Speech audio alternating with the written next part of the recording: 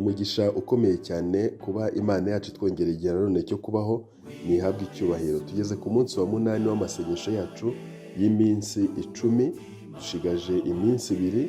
Reka rero ubwo Imana ishaka kutugira abahagarikizi b'ibyayo hano mu isi, natwe tubashe kwemera kugira ngo tubashe guhagarara gitwari mu masaha nk'aya y'umugoroba w'isi, aho ibintu bigenda bihindagurika tubireba, tukabona ubuhanuzi bugenda busohora bwihuta cyane. Yohana mu byahishuwe ngo yaritegereje ngo abona imyuka itatu isa n'ibikeri irimo ikora ibintu bikomeye cyane mu isi. Ubu rero igikeri kirimo kirataruka cyihuta cyane, kuko ubusanzwe iyo ari mu byatsi igikeri gitaruka rimwe kigatuza, hashira umwanya kikongera kigataruka kigatuza, hashira umwanya kikongera kigasimbuka kikaba gituje gakeya. Muzitegereze noneho iyo igikeri kigeze mu muhanda, ntabwo kiba kigitaruka rimwe ngo kimare umwanya cyongere gitaruke, nta mwanya kiba gifite wo gutekereza neza, ahubwo gikora vuba vuba, gitaruka vuba vuba, kubera ko kiba gitekereza kiti nshobora kugira impanuka, imodoka ishobora kunkandagira, abantu bashobora kunyica, ibiki n'ibiki. Muri aya masaha ya nyuma y'umugoroba w'isi rero niko kiri gukora. Abari mu ruhande rw'umwanzi bari gukora vuba na bwangu ibintu byisukiranya, kubera yuko baravuga bati dutinze gatoya bishobora kuturangirana intego yacu itagezweho. Ariko nk'uko tuzi ubuhanuzi bubivuga n'ubundi baribeshya, ntabwo ibyabo bizaramba, ahubwo iby'Imana umuremyi ishobora byose nibyo bizaramba. Rero niyo mpamvu ku gifuniko cy'aka gatabo turi kwiga k'iminsi 10 handitse amagambo avuga ngo turi mu bihe bidasanzwe ku isi, reka tuba abadasanzwe, dukore mu buryo budasanzwe. Iyi minsi 10 rero ni iminsi idufasha gutekereza neza kugira ngo tumenye ibihe bidasanzwe duhagazemo, kandi tubone n'uburyo dukwiye kuba abadasanzwe, kandi tunakoreshwe ibikomeye cyangwa se dukore mu buryo budasanzwe. Nta kindi rero kiri bubitubashishe, ni ukwemerera Mwuka w'Imana twahawe kugira ngo abashe gukwera mu mpagarike ya buri wese. Ubyemera aramukoresha iby'ubutwari, kandi intego iri bugerweho. Turahagarira Imana uko bikwiriye, kandi tuzaragwe ubugingo buhoraho. Reka rero inshingano dufite ni uko mugende, dore murabohowe. Niyo ntego dufite iyi minsi 10, ariko ni nayo nshingano n'ubundi dufite, kugira ngo tubwire abataramenya ubutumwa yuko Kristo ari hafi kugaruka. Uwo nguwo niwe waduhaye agakiza, niwe waduhaye ubugingo, ni nawe muremyi wacu watugaragarije urukundo rukomeye cyane rutagereranywa, adufitiye impuhwe n'imbabazi bitagerwa. Rero kumwemerera ni umugisha, kuko ari hafi kuza kujyana abamuhisemo kugira ngo abahe ubugingo buhoraho. Iyi nkuru rero dukwiye kuyamamaza. Mwuka n'umugeni barahamagara bati ngwino, kandi nawe wumva hamagara uti ngwino. Ntihagire rero n'umwe ugomba gusigara. Mureke dushyire hamwe tuvuge iyi nkuru, twamamaza ijambo ry'Imana uko bikwiriye.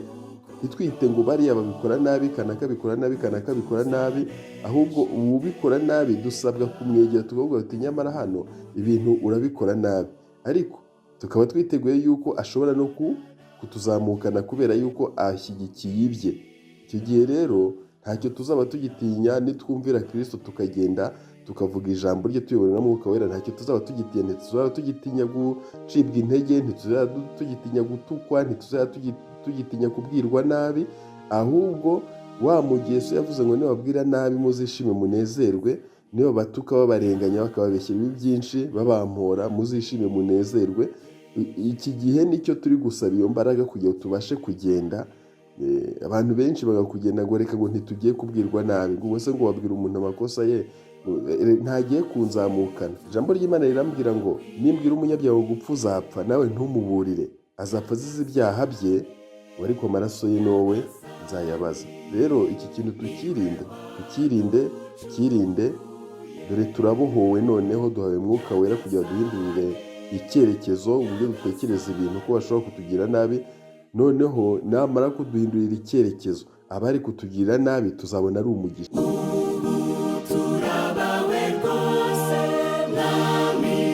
Dore rero turabohowe, turi mu butware bw'ishobora byose, nuko tugende. Ni umugisha gutumwa n'ukomeye. Tugeze ku munsi wa 8 rero uvuga ngo mukunde umuryango wacu mu byo kwizera nk'uko Kristo awukunda. Ahangaha turararikirwa gukunda umuryango w'itorero umuryango tubarizwamo abasigaye bitondera amategeko y'Imana bakagira guhamya kwa Yesu. Aba rero ni umuryango urwanywa cyane nk'uko tubizi, ni umuryango uhura n'ibitero bikomeye cyane kandi kuko byaranahanuwe muri Daniyeli igice cya 11 guhera ku murongo wa 40 gukomeza, ariko nanone kugeza ku murongo wa 45 tubona uburyo iyi ntambara izasoza. Rero ntabwo dukwiye kwita ku bitero umwanzi atugabaho, ahubwo tubagombye gukomera ku cyo umugaba wacu atubwira. Mu rugamba buriya abasirikare bahaye agaciro amabwiriza umugaba wabo abaha, bakizera bakiringira, bakagendera mu bubasha ndetse n'itegeko yabahaye, buriya babasha kugera ku ntego. Nicyo cyabashije intumwa rero kugera ku ntego. Ntabwo bari bakirebana ngo dore kanaka yagize atya, ngo kanaka ngo ntabwo bishoboka, ngo none ngo ubwo babigenze gutya ngo reka ngewe nigirire gutya, ngo reka ninyurire hano. Ni oya, ntabwo ari uko babigenje, ahubwo ngo iriya minsi 10 bayimaze umwe atagisubira muri mugenzi we, atakimutunga urutoki, ahubwo buri wese yisubiramo kugira ngo babashe gusoza icyo bahamagariwe. Natwe abadivantizi b'umunsi wa karindwi turi bene mugabo umwe, twahisemo izina rimwe, twahisemo icyerekezo kimwe, twahisemo amahame ya Bibiliya amwe, ariko umwanzi atugabaho ibitero. Ibyo bigatuma rero hato na hato dufata imico nk'iya Miriyamu, imico yo kongoherana tubwirana ibibi bya bagenzi bacu, imico yo gutunga intoki bagenzi bacu, baba ari abayobozi, baba ari abizera bagenzi bacu babashije gukora ibitandukanye n'iby'Imana yavuze, kuko ubuhanuzi bwo mu byahishuwe bugaragaza neza ko Satani azakoresha iyo sitarateji, akibanda cyane ku bahagarariye abandi kugira ngo nagusha umwe aba abonye uko agusha n'abandi. Bamwe bazakomera amashyi ubu kugwa k'uwo muyobozi babyite ubutwari, ariko abandi nabo bazareba bavuge bati ibi bintu ntabwo bishoboka, ntabwo umuyobozi nk'uyu yakora ibintu nk'ibi, bahitemo kuva mu itorero nk'aho itorero ryitiriwe uwo muyobozi. Abo rero nabo bazaba bagushijwe n'iyo nyenyeri cyangwa se n'uwo muyobozi. Dukwiye kubyirinda rero. Kubyirinda nta kundi ni ukwemerera Mwuka Wera akaturemamo urukundo, akaturemamo umutima wo kudatungana intoki, kuko Miriyamu yihereranye Aroni barimo bavuga ibibi bya Mose, kandi Mose koko yari yarongoye umunyetiyopiyakazi cyangwa se umunyamahangakazi, kandi Imana yarababujije gushakamo, nkaho bakamwegereye ngo baganire ku icyo kintu. Miriyamu ahitamo kwihererana Aroni kugira ngo amubwire ibibi bya Mose. Mose buriya ngo ni umuyobozi ki kandi yarakoze iby'Imana yatubujije, kuki yagenje atya n'atya? Basobanura icyo kintu barasobanuye, baravuga bati Miriyamu yarimo arema urwango muri Aroni kugira ngo bafatanye kwanga Mose, ariko icyo kintu Imana ntiyagishimye. Murebe icyo yongeyeho. Imana yarabahamagaye uko ari batatu, ibahuriza hamwe, uwavugaga ndetse n'uwabwirwaga. Irangije ihana ihereye ku wavugaga. Uyu munwa wacu, ururimi ni ikintu gikomeye cyane. Iyo urimo uhwihwisa ibibi bya mugenzi wawe ubibwira mugenzi wawe, burya uba uri mu kaga gakomeye cyane. Imana iramutse ikubise ibibembe, buriya wabona ibintu bikomeye cyane mu isi. Ariko Imana iturinde kuba ba Miriyamu, Imana iturinde kuba ba Uza, Imana iturinde kuba ba Kani n'abandi nk'abo ngabo. Reka rero twinjiye mu byakozwe n'intumwa igice cya 2 umurongo wa 41 kugeza 47. Byakozwe n'intumwa igice cya 2 umurongo wa 41 kugeza 47. Nuko bemeye amagambo yo barabatizwa, abongewe ku basanzwe kuri uwo munsi baba nk'ibihumbi 3. Bahoraga bashishikariye iby'intumwa zigishaga, bagasangira ibyabo no kubanyagura umutsima no gusenga.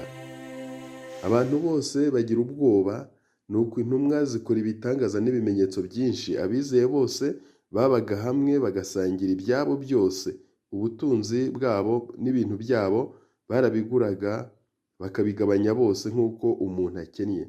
Kandi iminsi yose bakomezaga kujya mu rusengero n'umutima uhuye n'iwabo, bakamanyagura umutsima, bakarya bishimye, bafite imitima itishama, bahimbaza Imana, bashimwa n'abantu bose, kandi uko bukeye Umwami Imana ikabongerera abakizwa. Imana yacu nihabwe icyubahiro kandi ihe umugisha iri jambo, kugira ngo uru rukundo rwarangaga abangaba bo mu itorero rya mbere rubashe kugaruka mu mutima wanjye, rubashe kugaruka mu mutima wawe. Reka nguhungireho Umwanditsi hano nk'uko bisanzwe aratubwira gucukumbura mu ijambo ry'Imana. Ahangaha mu byakozwe n'intumwa igice cya 2 umurongo wa 41 nk'uko tumaze kuhasoma, baratubaza ngo mbese uko kwiyongera mu itorero rya mbere byagerageje urukundo rw'abizera ba mbere mu buhe buryo? Reka turebe amagambo Ellen White yavuze mu gitabo cyitwa Intambara ikomeye paje 274. Yagize ati: igihe ubuntu bwa Kristo buzagaragarizwa mu magambo n'imirimo by'abizera, nibwo umucyo uzamurikira abari mu mwijima.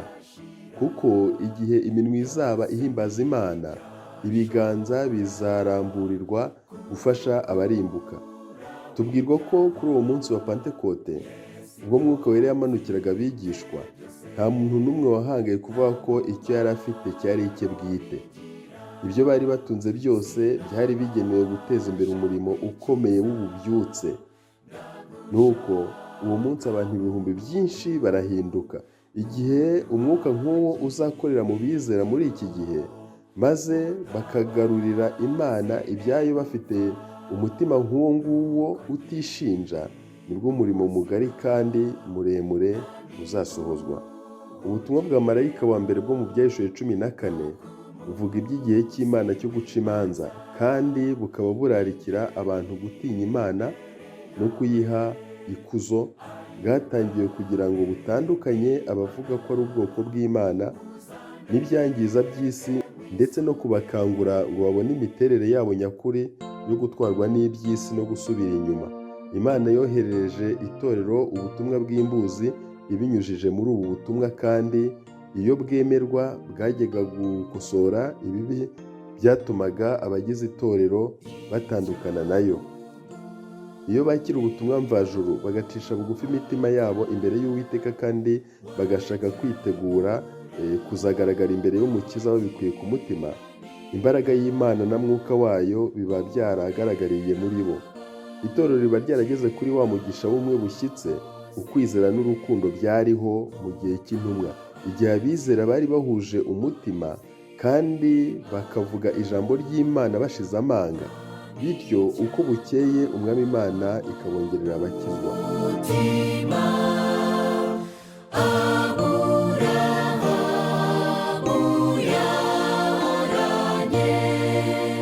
Icyifuzo isengesho rikwiriye kwibandaho: saba Imana yuzuza umutima wawe urukundo ukeneye, kugira ngo wite ku bantu ihamagara muri iki gihe cy'ubuhanuzi bw'iminsi iheruka.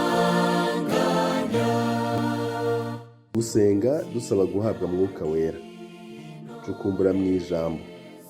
Ibyakozwe n'intumwa igice cya 2 umurongo wa 42 kugeza 44. Ni mu buhe buryo Umwuka Wera yahinduyemo uko abo mu itorero rya mbere bakundanaga?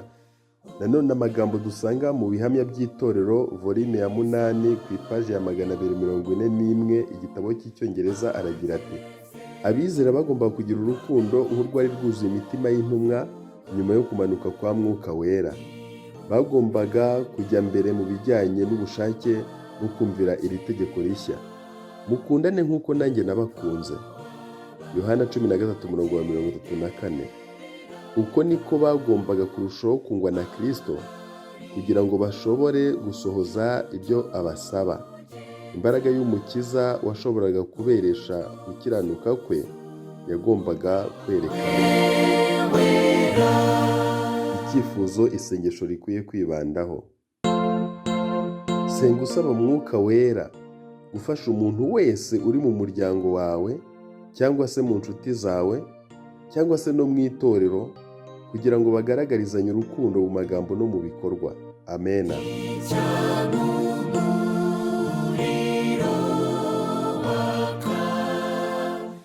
Umwitozo batubwira gukora hano ni uko tubwirana ibyiza bagenzi bacu bagiye badukorera, cyangwa se bagiye bakorera abandi tubana mu itorero. Ibyo ngibyo icyo biri budufashe ni ukurema urukundo muri twebwe, kumva ko abantu bafite umumaro. Akenshi muri iyi minsi usanga abantu bita cyane ku bibi bagenzi babo bakoze, akaba ari byo baganira. Ariko buriya indirimbo y'150 igice cya 2 kiravuga ngo nubwo urwiri rwarenga ku ngano muzishake kuko zirurimo. Burya ingorane tugira ni uko tubona imibereho y'abagenzi bacu ari urwiri gusa, ariko Yesu Kristo aratubwira ngo nimwegere mugende musese cyangwa se mugirane ibiganiro, mugirane ubumwe, urasanga muri rwa rwiri harimo n'ingano. Umwanzi ashaka ko tuvugana ibibi gusa bya bagenzi bacu bituma turema urwango, ariko Kristo we ashaka ko ibyo bintu tubitera umugongo, tugafata imibereho ikwiriye aba Kristo kugira ngo tubashe guhagararira Imana no gusoza inshingano y'icyo iduhamagarira kuba cyo mu isi.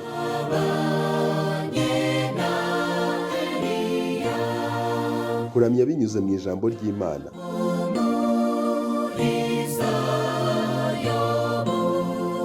Soma Ibyakozwe n'Intumwa igice cya 2 umurongo wa 41 kugeza 45. Ni mu buhe buryo abizera bo mu kinyejana cya mbere bakundanaga, umuntu wese yitangira mugenzi we? Igitabo cya Ellen White cyitwa Ibyakozwe n'Intumwa page 330 hari amagambo agira ati: nyuma yo kumanuka kwa Mwuka Wera, ubwo abigishwa bajyaga kwamamaza umukiza uriho, icyifuzo cyabo rukumbi cyari agakiza k'abantu. Bishimiraga uko basabanye n'abizera, bari abagwaneza, bazirikana, ntibikundaga, kandi bifuza gutanga icyo ari cyo cyose kubera ukuri. Mu mikoranire yabo ya buri munsi bagaragazaga urukundo Kristo yari yarabategetse. Bakoresheje amagambo n'ibikorwa bitarangwamo inarijye, baharanira gukongeza uru rukundo mu bandi.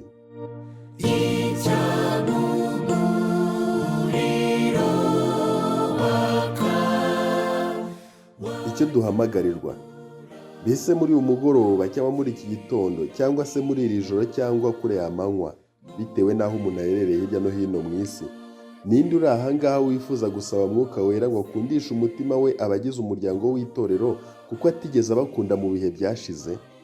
Niba icyo ari cyo Mwuka Wera kwemeza, ndakwinginze ngwino dufatanye muri iri sengesho. Mwami Imana, twese duhuriye muri uyu muryango w'itorero, ariko kubera kurebana no gutungana intoki byatumye dufata inzira zacu. Umwanzi atwumvisha yuko ari bwo bukristo, nyamara turimo turema urwango hagati yacu, dushyiramo urusika hagati yacu na bagenzi bacu. Twakagombye kugaragariza urukundo, kandi dusaba kugaragariza urukundo nyine abatarufite. Uravuga uti nimubegere, munkorere umurimo, ariko turatinya tugahitamo kuvugana ibyawe hagati yacu ubwacu, bagenzi bacu bo tukabona arabo kurimbuka. Nk'uko indirimbo tujya tubiririmba bivuga, uturinde ibitubuza kuvuga ibyo ushaka aba ari byo bibaho, mu izina rya Yesu, amen. Mwuka Wera niyuzure umutima wa buri wese uhe agaciro ijambo, kuko ntabwo turi gupfusha ubusa.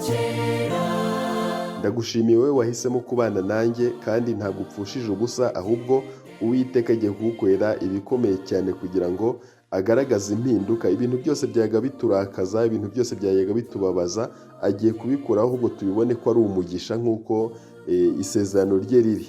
Reka rero imbaraga ya Mwuka Wera yuzure imitima yacu kugira ngo twemere kuba bahagarikiza ibi byabo mu isi, turemwemo urukundo, dufasha bagenzi bacu tubona badafite icyo bashoboye, abakiri ku mitambiko y'inyuma bakururuka, tubafata amaboko tubazamura kugira ngo bagere aho tugeze, kuko n'abandi nabo bari imbere yacu badufata amaboko batuzamura.